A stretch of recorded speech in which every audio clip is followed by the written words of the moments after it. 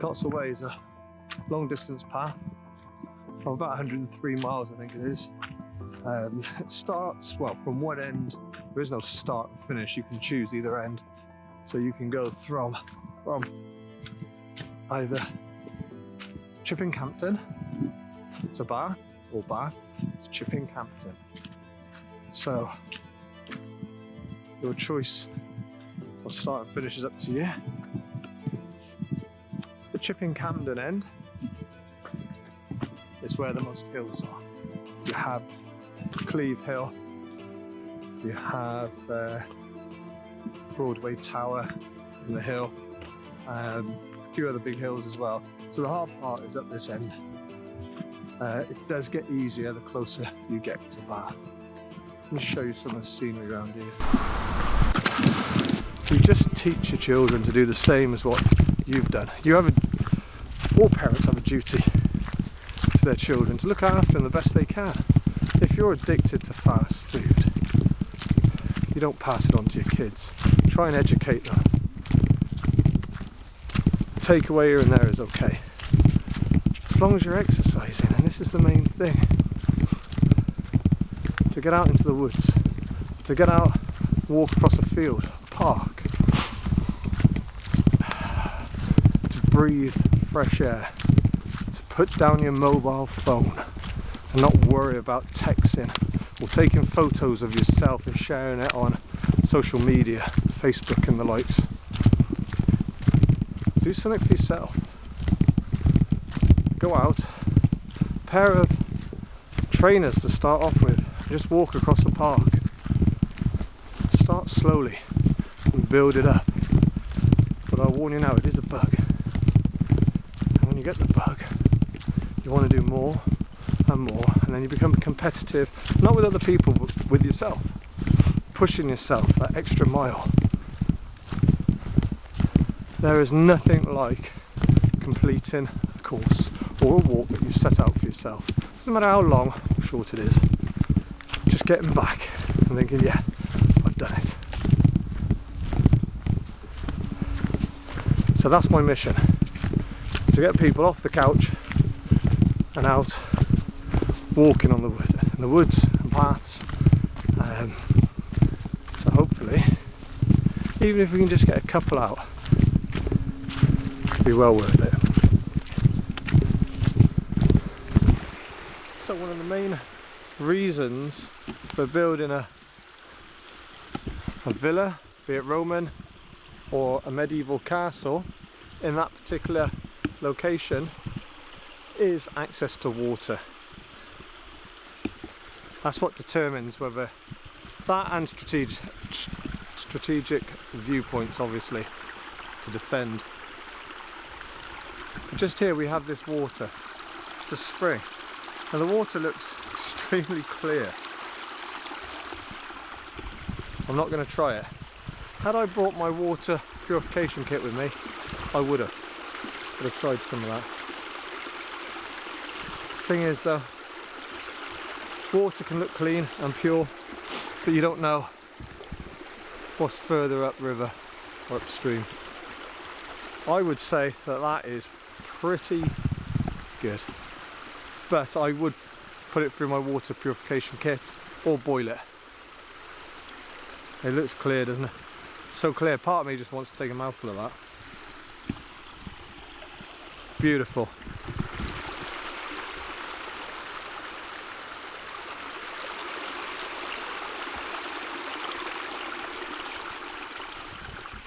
It's nothing quite like the sound of running water. Let's have a look round.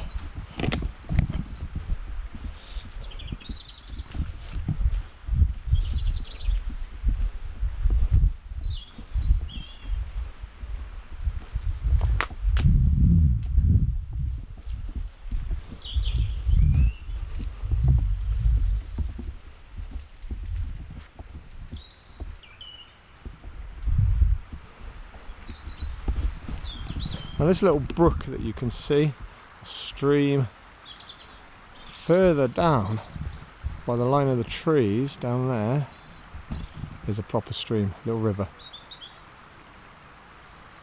So obviously this is going to make its way down to it. Not hard to see why the Romans built here. So this villa complex would have been pretty substantial. Not only that, not far from here, a mile or so, is Ermine Street, one of the main Roman roads in the country. That runs straight past this villa, or very near to it.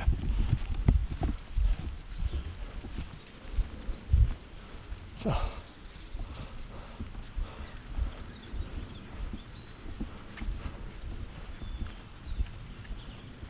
who knows what happened here? Who was entertained?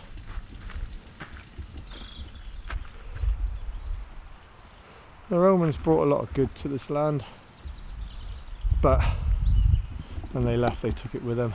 They brought a lot of hardship, slavery, they enslaved many people, they were brutal.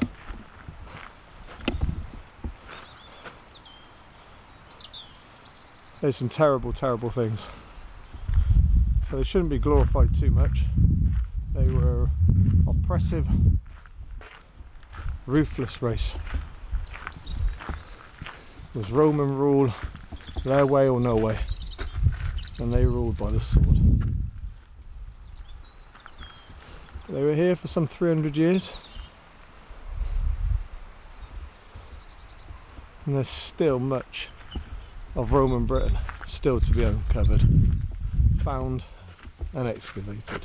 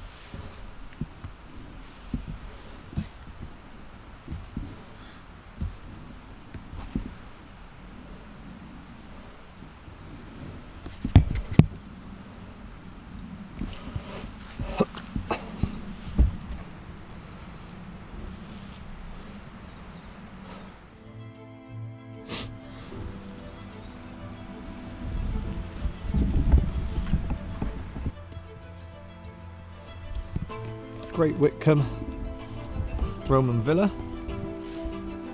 There's some more, some horses in the field there. And there's the water we saw earlier, a little reservoir. In the background there's some white domes. Bit of a blot on the landscape actually. That's a sports centre.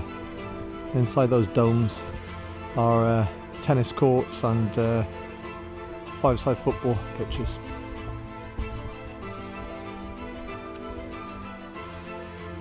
There's a farm. That's where the gentleman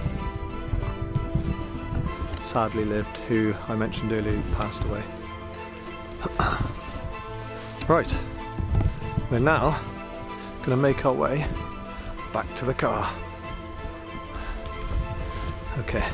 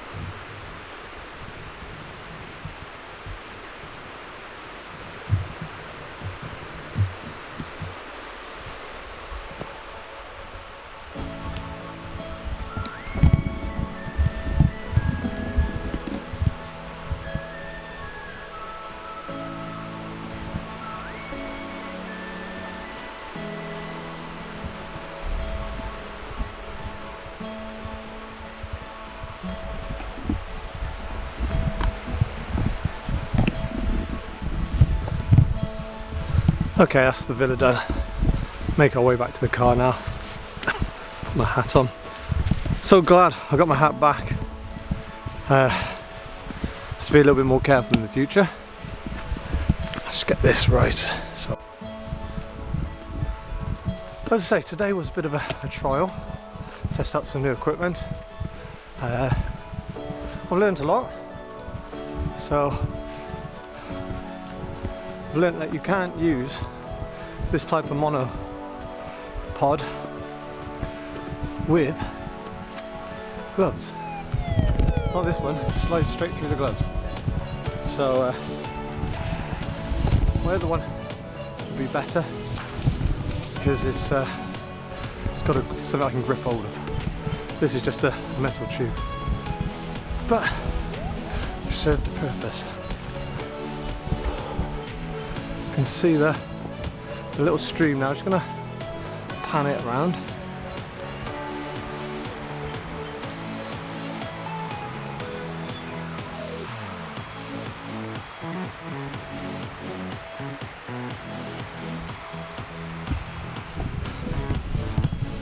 Now, I do have a lot of equipment, I have a lot of kit, and on some of my other videos I will be reviewing all my kit, from my jackets, shoes, walking boots, walking socks I use, trousers, base layers, equipment.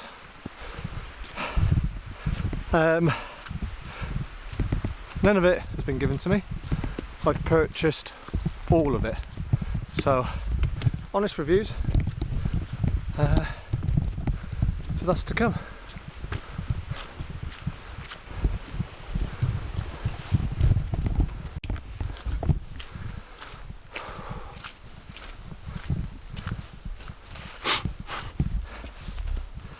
So, temperature's really dropped now. But I've built up a bit of sweat, a bit of body heat as we've been going up the hills. I just met someone who I passed early this morning. Had a little chat, and his name's Gareth. I think he said Gareth. And him and his brother are planning to walk the Pyrenees in, I think he said a couple of months' time. So he's in training, and he's been out round about here. We're at Birdlip Hill, part of the Cotswold Way, and he's been training up and down and up on Crickley Hill, which is a very, very old Iron Age settlement. So good luck to you, Gareth. He said he's going to try and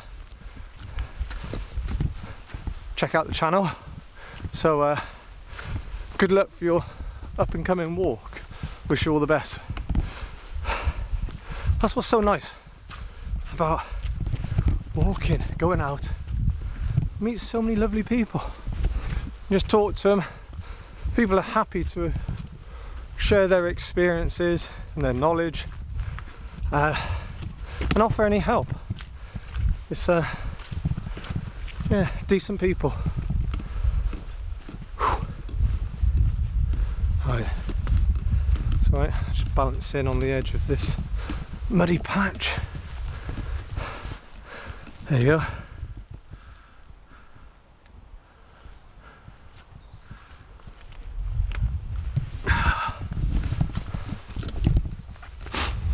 One of the things I tend to do, I know a lot of people don't, but it's only through personal experience. I tend to pick my path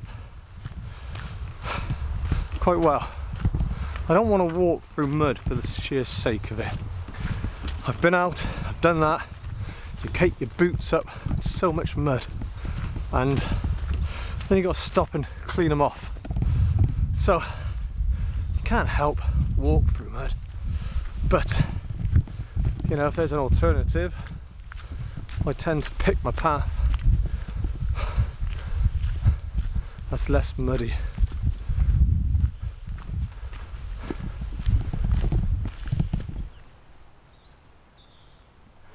So I'm listening for birds.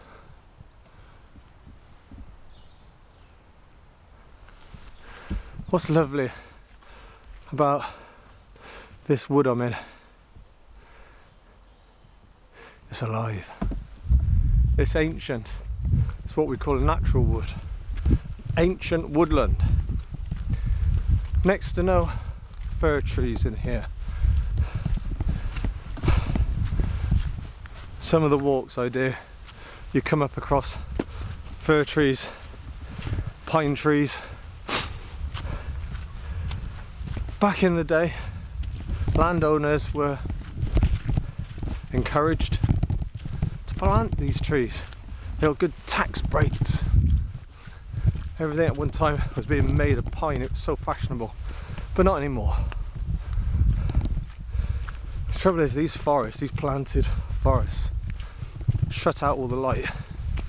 They drop their needles, and the needles just suffocate the ground. They stop all the veg from growing, flowers. That in turn stops the insects going. Birds, butterflies, bees, none of them need to go there. So the wood effectively dies. Now hang on a minute, this is coming off. Why is that doing that then? There you are. Sorry, nearly lost my microphone then. What with losing my hat, and my gloves, and my microphone. Oh, we're having a day of it today. So, these woodlands, pine woods, they're dark, they're horrible. I find them depressing. I call them dead woods, dead woodlands. There's nothing wrong with pines. If they plant them amongst natural trees in ancient woodlands. This wood's alive, you can hear the birds in the background. There's animals, I've seen squirrels, there's deer in here, although I haven't seen any today. Beautiful.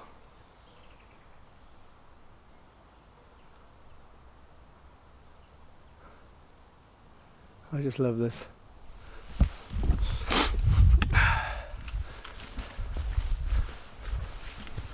Let's turn it around and show you where the path I'm taking.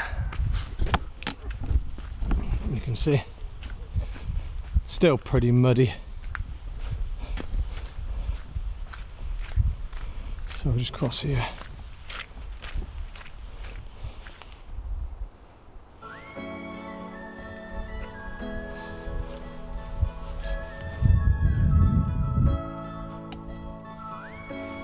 I have to say that the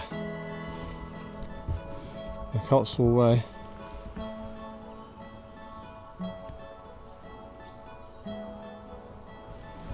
is signposted very, very well.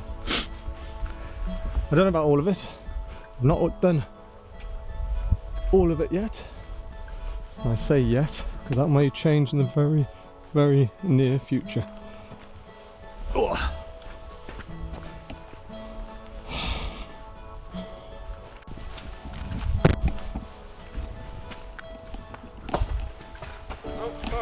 That's all right.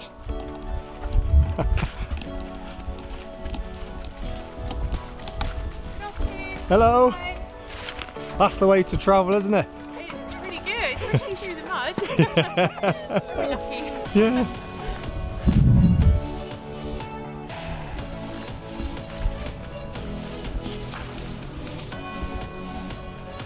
Yeah, as you can see, there's a bridle way as well. You also get vehicles up here. Rangers looking after the various parts of the wood and the path. And again, look at these signposts. There. Up there.